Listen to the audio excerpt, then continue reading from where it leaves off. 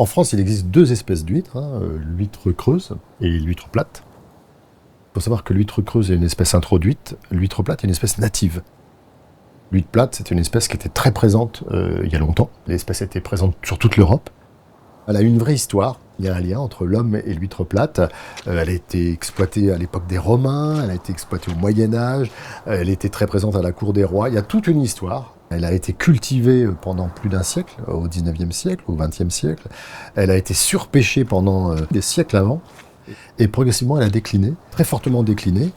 Elle est encore là, présente un tout petit peu. Elle est proche de disparaître. Et c'est ça qui m'a plu, ce lien très fort, un patrimoine qu'il faut sauvegarder. J'ai eu l'impression que je pouvais jouer un petit peu, à influencer le destin de cette espèce, quoi. Un peu. L'espèce est encore présente en France, dans différents endroits. Elle est très présente en Bretagne, on a la chance de l'avoir en Bretagne. Et puis on a aussi surtout la chance de l'avoir en Finistère, notamment en rade de Brest. Et en rade de Brest particulièrement, l'espèce est présente en baie d'Aoulas, notamment sur le site du Rose-Bindy. Et c'est là qu'on a installé un laboratoire d'expérimentation sous-marine de 1000 m². Et c'est là qu'on travaille depuis maintenant 10 ans.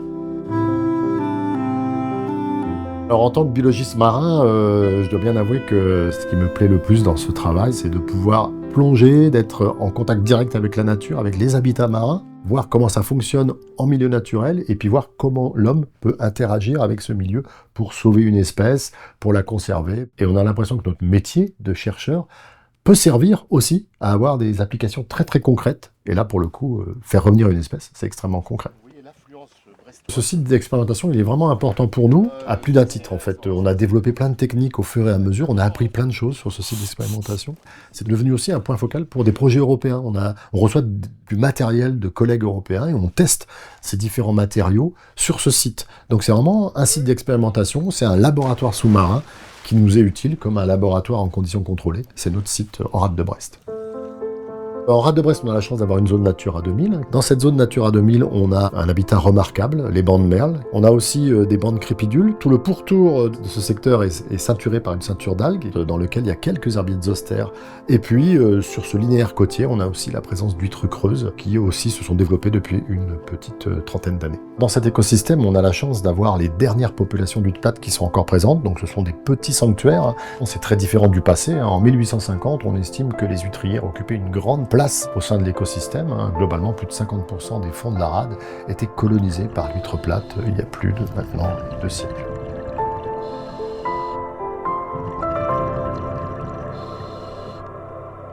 Quand on veut restaurer cette espèce, on s'est aperçu qu'il fallait mettre à sa disposition un support, donc il fallait que les larves trouvent un support pour se fixer. Généralement, les larves se fixent sur une coquille d'huître adulte, mais ça, il y en a de moins en moins.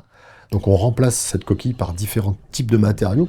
Et en fait, la chance de ce site, c'est que tous les ans, on a des larves. Et tous les ans, on peut tester différents matériaux, différents supports, et les suivre dans le temps aussi. On va laisser les supports sur le long terme pour voir comment ça évolue, comment les larves se développent, deviennent des huîtres, et comment la colonisation se fait progressivement. Donc pour ça, ce site, il est vraiment extraordinaire. L'idée de la restauration, c'est de capturer le maximum de larves qui passent dans la colonne d'eau et que ces larves viennent se fixer sur notre support. Donc il faut que les matériaux aient un peu de calcaire et un côté un peu rugueux, qu'ils aient aussi un côté un peu blanc. Elle adore les couleurs plutôt blanches vraisemblablement.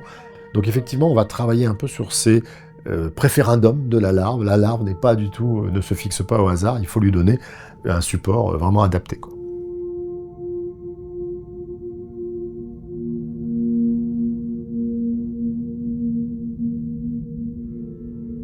On a testé tout un panel de supports, mais aujourd'hui, il y a vraiment une technique qui retient notre attention, c'est la technique des écomodules. Alors ces écomodules, ils ont été construits en utilisant différents matériaux. L'écomodule est, lui, fixé à l'extrémité d'un bâton. Ce bâton est planté par les plongeurs sur le fond. Le fait d'avoir un écomodule éloigné du fond permet de protéger contre certains prédateurs, notamment l'étoile de mer, le bigorneau perceur, mais ça éloigne aussi de certains contaminants chimiques qui sont présents dans le fond de la rade.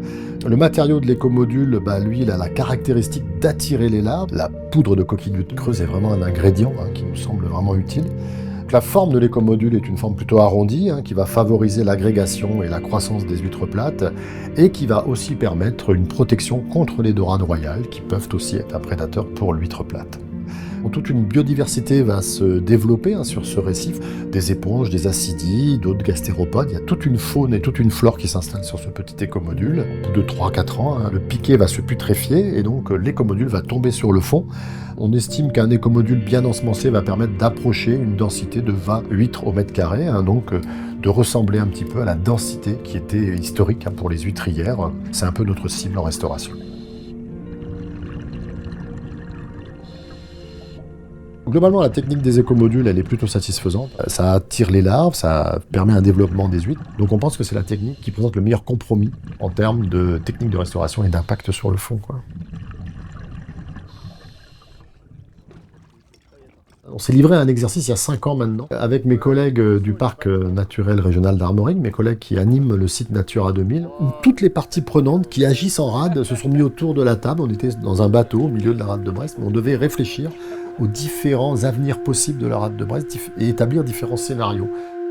Un scénario qui est plutôt de type business as usual, on continue à industrialiser au maximum.